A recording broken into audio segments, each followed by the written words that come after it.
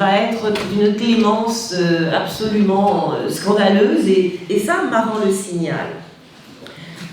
Également, il y a parmi ces énormes qualités du roman qui justifient pleinement ce titre qu'il a eu, cette distinction par le prix Goncourt, c'est cette façon qu'il a de ne pas trop se substituer aux gens, si ce n'est à travers le regard, et ça vous l'avez un petit peu au passage souligné, des attitudes, par exemple des attitudes du chien, qui a une attitude très détachée et qui suit et qui évoque un petit peu les éléments qu'on peut reprocher aux humains, quels qu'ils soient d'ailleurs. La dénonciation de l'arrivée nocive, en fait, parce que vous vous rappelez qu'il y avait eu toute cette polémique à propos de quelqu'un qui voulait nous faire voir, soi-disant, les bienfaits de la colonisation. Et bien là, au passage, vous avez juste un petit passage sur les méfaits de la colonisation, et qui sont vus comme ça de manière très, très... voilà, vous allez juger. Les belles journées que les journées de cette époque, foin de soucis, pas de portage, pas de caoutchouc à faire, ni de route à dénoncer, parce que vous vous rappelez que parmi les soi-disant bienfaits de la colonisation, on avait dit on vous a tracé des routes. On ne pensait qu'à boire, à manger, à dormir, à danser, à chausser, à chasser et à chevaucher nos femmes. Yaba, c'était le bon temps. Parurent les premiers blancs. Les miens et leur capital, emportant fétiches, marmites, poules, nattes, chiens, femmes, cabris, enfants, canards, se replièrent sur Crébelgé. Et ça va continuer comme ça, on est en moment pour lire plus longuement, mais ça va continuer comme ça, vous voyez, cette critique très subtile, en fait, de la colonisation et de cette vision qu'on peut avoir de l'intérieur, et en même temps en se distanciant.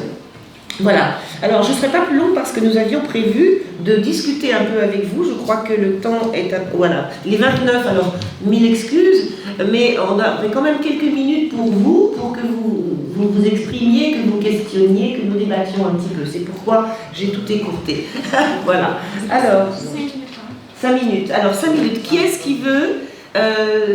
voilà. Ah ben, un doigt sera levé. Est-ce qu'il y a même un micro baladeur? Tenez. Voilà, à vous, madame. Juste une question sur les ouvrages de René Maran. Je voulais savoir, parmi les livres que vous avez nommés, vous n'avez pas... Il faut rapprocher. Je voulais juste poser une question. Parmi les livres les titres que vous avez nommés, il me semble que je n'ai pas entendu, peut-être que ça a été nommé, Un homme pareil aux autres. Non, parce que je me suis arrêté en 38. D'accord, ok. J'ai fait 21 à 38. Voilà, c'était prévu de 21 à 38, du concours à 38. Oui, vous avez raison, voilà. Vous avez lu, vous connaissez. Oui, c'était prévu.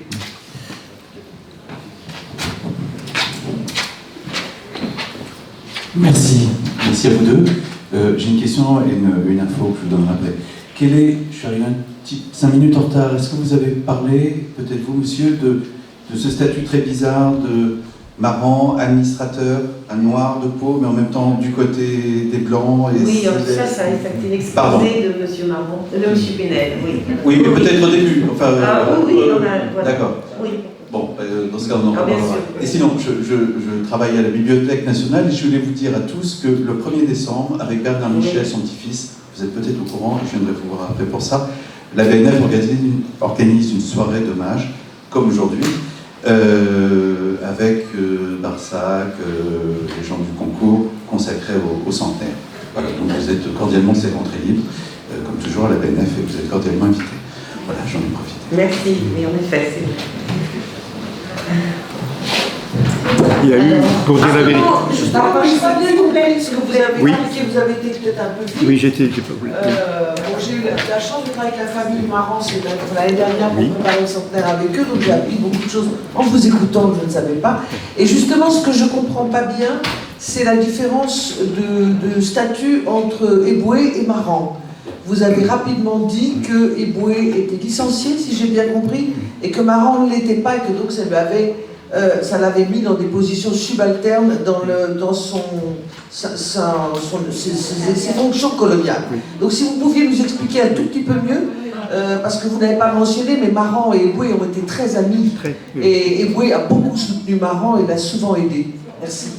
En fait, ce qui s'est passé, c'est que Félix Eboué, il a fait une licence en droit et après il a fait l'école coloniale. C'est ça. Donc l'école coloniale, c'est là où on sortait administrateur. Alors, pendant les années, j'avais d'ailleurs fait, bon, c'est un autre sujet, hein, une comparaison entre les deux, mais chacun a monté, si vous voulez, les marches administratives, mais Marant est parti de beaucoup plus bas. C'est seulement en 1921-22, quand il est au Tchad, qu'il est nommé, qu'il peut diriger une circonscription, une subdivision. Alors que Eboué l'a fait depuis le début.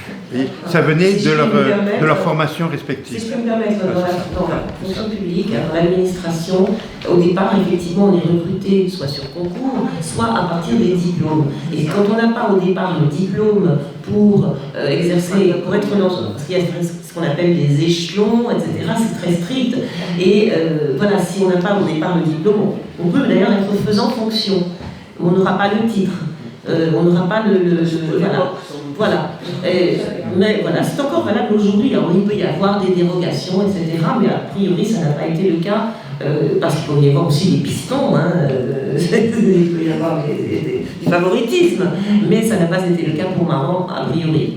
Ce qu'on peut dire aussi, ce qui est important, je vais répondre après, ce qu'on peut dire quand on compare Marant et Eboué. Eboué, Marant c'était un écrivain, donc c'était un littérateur. Eboué, il a fait vraiment des études ethnologiques. Donc par exemple, Marant parle beaucoup des lingas, vous savez, pour communiquer. Eboué, il a expliqué comment ça fonctionnait. Bon, sur la question par exemple de la sexualité, quand vous lisez Eboué, sur les peuples de Lubangui-Chari, il ne décrit absolument pas la sexualité comme le fait Marant. Mais Marant, c'est un texte littéraire. Les gens ont confondu littérature et ethnologie. Donc on a reproché à un écrivain comme si ce qu'il disait, c'était vraiment ce qui se passait. Tandis que Eboué, lui, il a décrit. Il y a beaucoup de très beaux textes d'Eboué. Eboué aussi a rapporté les chants, les contes, etc. Et d'ailleurs, les contes d'Eboué, par exemple, même en Pays Banda, ne sont pas les mêmes que ceux de Marant. C'est autre chose. Hein. Donc il y a chez Eboué une approche qui est une approche, si vous voulez, de type ethnologique ou musicologique, qui n'est pas le point de vue de Marant. On nous dit qu'il faut et puis laisser après, la salle. Nous avons largement débordé. Donc, moi, je peux vous retrouver là-haut, dans la grande salle, où je serai au stand juste en face. Et nous pourrons nous retrouver. Et puis, M. Pénel, je pense, va venir nous rendre visite aussi. Voilà, je suis désolée, mais il y a vraiment un horaire strict, il faut libérer. Merci.